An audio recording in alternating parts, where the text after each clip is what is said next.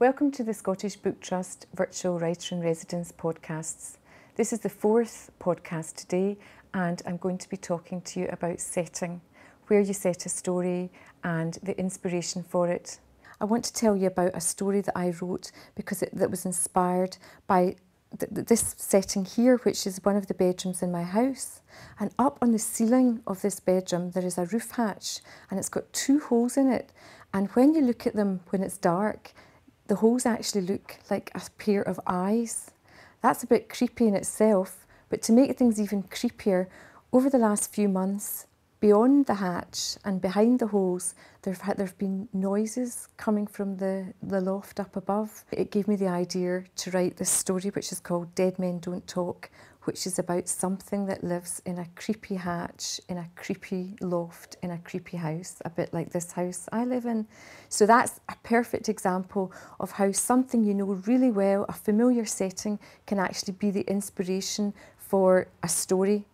I've talked in previous podcasts about using things that are right under your nose when you're trying to find inspiration. And actually the very first book I wrote did this. I didn't even realise I was doing it at the time.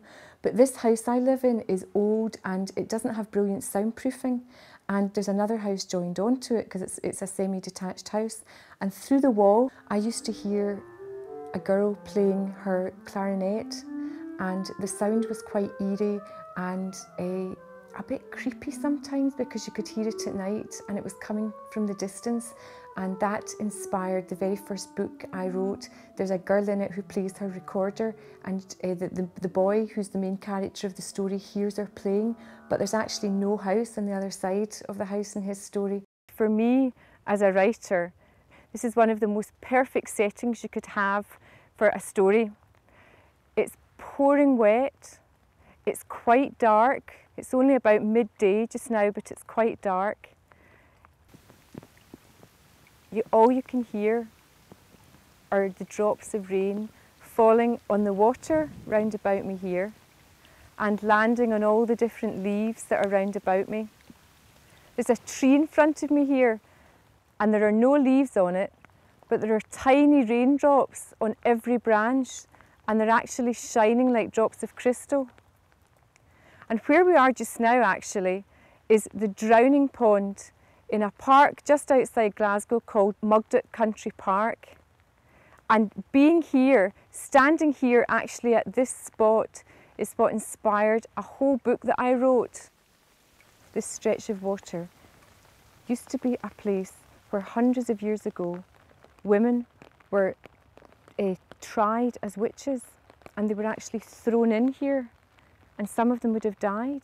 This area that we're standing on just now is called Gallow Hill. So horrible things happened here a few hundred years ago, right where we're standing now.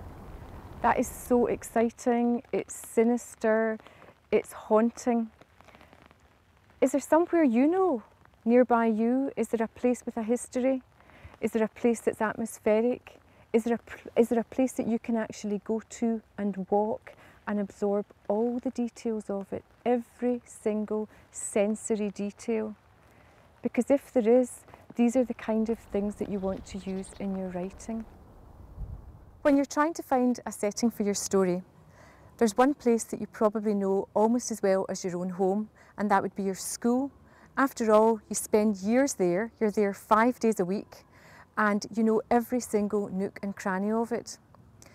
To illustrate this, we've actually come back to my old school, Notre Dame High School for Girls in Glasgow, and it has, over the years that I've been writing, provided the inspiration for many, many sections of books that I've written.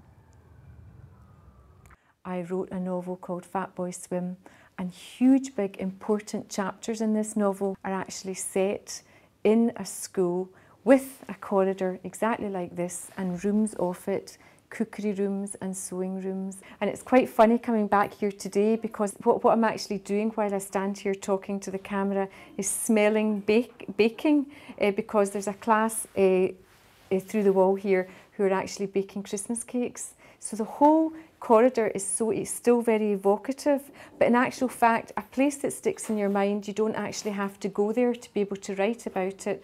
If it's some place that's made an impact on you, like this school has all through my life, and this particular corridor, this is the art room in my old school. And I remember one particular lesson when we were asked to draw all the roofs and the skylights and the chimneys that you can still see through this window. Again, the memory is so vivid that I used it 30 years later in a chapter in a book I wrote called Scars. And in that book, the main character, who's a boy called Danny, he sits in this room and he wants to get on with his work, and he describes drawing the roofs that he sees from the window, and it's the roofs that I saw. Wherever you are just now, whether you're in school or whether you're at home or whether you're outside, close your eyes and try and concentrate on everything you hear and smell and feel. Either write everything down or maybe record, if you can do that on your mobile phone, record everything that you're experiencing. Get somebody you trust, maybe one of your friends from school, to blindfold you and lead you through all the school premises, as many as possible, and try and identify everything that you hear and that you smell and that you feel, all the different surfaces under your feet, all the different sounds that you maybe wouldn't notice if you were able to see more clearly. This is to try and show how important the senses are to you and how you can actually use them to enrich the descriptions of anything that you write. When you come back, try and see how large you can make the list of things that you've experienced, and hopefully there'll be things that you wouldn't have normally noticed. Go somewhere yourself. Now, it might be somewhere in your house, it might be a room, it might be a place outdoors. It might again be somewhere in school, and try and describe the place using as many of the senses as possible. Describe what it looks like, describe what it sounds like, describe what it feels like to be there. Perhaps the weather might actually have a part to play in your description as well on a particular day. You might go on a sunny day, you might go on a wet day like today, because obviously if it's wet you're going to have added sound effects as well. Why don't you send your descriptions to teen@scottishbooktrust.com, and we'll put the best examples we receive on the website.